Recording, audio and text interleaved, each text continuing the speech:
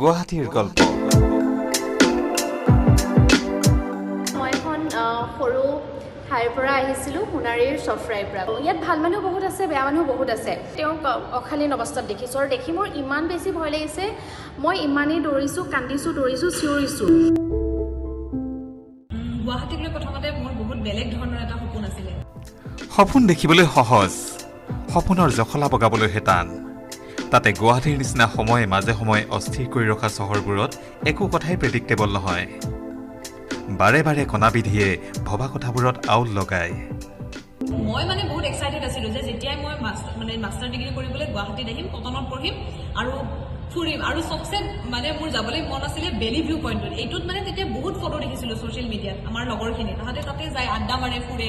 ময়ো ভাবিছিলোঁ যে গুৱাহাটী আহিলে ফাৰ্ষ্ট বেলি ভিউৱে যাম। তাৰপিছত সেনেকৈ যেতিয়া ডিগ্ৰী কমপ্লিট হ'ল, তাৰপিছত মাষ্টাৰ্ছৰ কাৰণে কটনত এডমিশ্যন ল'লোঁ। ফাইনেলি গুৱাহাটী আহি পালোঁ 2019-ত। এটা সপোন আছিল ন, গুৱাহাটীত আহি পঢ়িম আৰু কটনত পঢ়িম। আহিলোঁ। তাৰপিছত আহি যেতিয়া 2019-ত যেতিয়া গুৱাহাটী প্ৰথম আহিলোঁ, আমি আহি পাইছোঁ ছেপ্টেম্বৰৰ পৰা আমাৰ ক্লাছ ষ্টাৰ্ট হৈ গৈছে। তাৰপিছত নৱেম্বৰ ডিচেম্বৰ যোৱাৰ পিছতেই 2019-ৰ লাষ্টৰ পিনে আহি গ'ল। তাৰ কাৰণে আমাৰ যোনটো সপোন আছিলে মোৰ বেলি ভিউ যোৱা, ৰাতি আমি এনেকৈ ওলাই যাম 7-8টাত, সেইটো সপোন তাতে বন্ধ। কাৰণ চবফালে কাৰফিউ, ক'তো ওলাব নোৱাৰি। তাৰপিছত কটনত আমি যেতিয়া পঢ়ি আছিলোঁ, তেতিয়া অলপ ছাত্ৰৰ এইটো থাকে ন, আমি আন্দোলন কৰিম, একদম কাৰ বিৰোধিতা কৰিম। পূৰা ওলাই গৈছোঁ আমি আন্দোলন কৰি তাৰপিছত আমি পুলিচৰ খেদা খালোঁ। এবাৰ পুলিচে উঠাইও লৈ গ'ল আমাক। তাৰপিছত তেনেকুৱা গ'ল। তাৰপিছত ফাইনেলি যেতিয়া গোটেই কনচেপ্টটো শেষ হ'ল, চব অলপ ঠাণ্ডা হৈ গ'ল, তাৰপিছত আমি ভাবিলোঁ যে এতিয়া ফাইনেলি আমি ঘূৰিব পাৰিম লগৰকেইটাৰ লগত। আমি ফাইনেলি বাহিৰলৈ যাম, ফুৰিম। তাৰপিছত ধুনীয়াকৈ মাৰ্চ মানৰ পৰা আহি গ'ল কৰোণা। সেইটোও নহ'লে।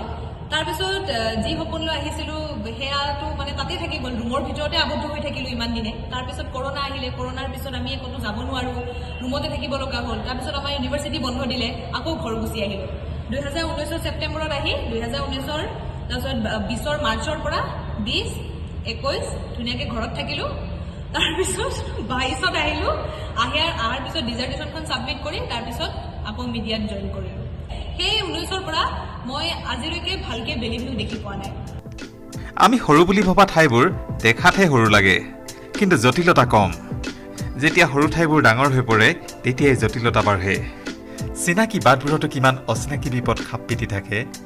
গুৱাহাটীখনক মই ভাবিছিলোঁ যে কংক্ৰিটৰ মহানগৰী, মই আহিছোঁ, ইয়াত কেনেকৈ চলিব পাৰিম, কি কৰিব পাৰিম, কেনেকৈ ক'লৈ যাম, কি কৰিম।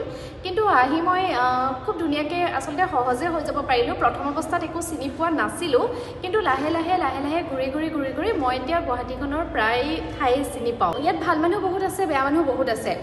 মই এটা অভিজ্ঞতাৰ বিষয়ে ক'ব বিচাৰিছোঁ। মই তেতিয়া হোষ্টেলত আছিলোঁ আৰু হোষ্টেলত থকাৰ সময়তে প্ৰায় 8-8:30 বজাত মই গৈ আছিলোঁ। আৰু গৈ থাকোঁতে সেই গলিটো অকণমান আন্ধাৰ আছিলে। আন্ধাৰ থকা অৱস্থাত তাত এজন ল'ৰা আছিলে। ল'ৰাজনক প্ৰায় দেখা পাওঁ আৰু আমাৰ হোষ্টেলৰ ছোৱালীবোৰে প্ৰায় দেখা পায়। আৰু ল'ৰাজনক দেখিলে ছোৱালীবোৰে ভয় খাইছিল, কাৰণ খুব বেয়া অৱস্থাত ল'ৰাজনে ছোৱালী দেখিলে খুব বেয়া এটা ইংগিত দিয়ে, বা তেওঁ খুব বেয়া অৱস্থাত থাকে, যিটো দেখিলে ছোৱালীবোৰে ভয় খায়। আৰু মোৰো এদিন সেইটো হৈছিলে। প্ৰায় 8:30 বজাত অকণমান আন্ধাৰ হৈ আছে অঞ্চলটো, আৰু মই আগবাঢ়ি গৈ আছিলোঁ। গৈ থাকোঁতেই ল'ৰাজনক যিটো বেয়া পজিশ্যনত মই দেখিছোঁ, মোৰ ইমান ভয় লাগিছে। মই একদম চিঞৰি গৈছোঁ।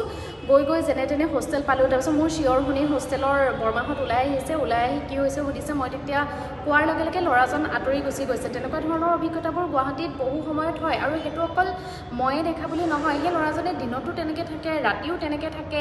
আমাৰ হোষ্টেলৰ প্ৰায় ছোৱালীবোৰে দেখা পাইছে। আৰু বহুত দিনৰ পিছত মই শুনিছোঁ দীঘলীপুখুৰীতো দীঘলীপুখুৰীৰ কাষতো সেই ল'ৰাজনক হোষ্টেলসমূহত ছোৱালীবোৰে তেনেকৈ পায়। পিছত ল'ৰাজনক পুলিচে ধৰিছিলেও, কিন্তু তাৰ পিছৰখিনি নাজানো আৰু তেওঁৰ কি হ'ল। আৰু বহু কথা আছে গুৱাহাটীৰ, শুনাই যাম, শুনি যাব। আৰু তাৰ বাবে এই পৃষ্ঠাটো ফ'ল' কৰি যাব। একদম ওচৰত মই দেখিছোঁ, আৰু মই কথা পাতি আছোঁ এইখিনিত, এইখিনি ছোৱালী এজনী বহি আছে। মই ভাবিছোঁ মোৰ লগৰে কোনোবা বহি আছে, আৰু চাই মই দেখোঁ তাত কোনো নাই। ভাবিলে অকণমান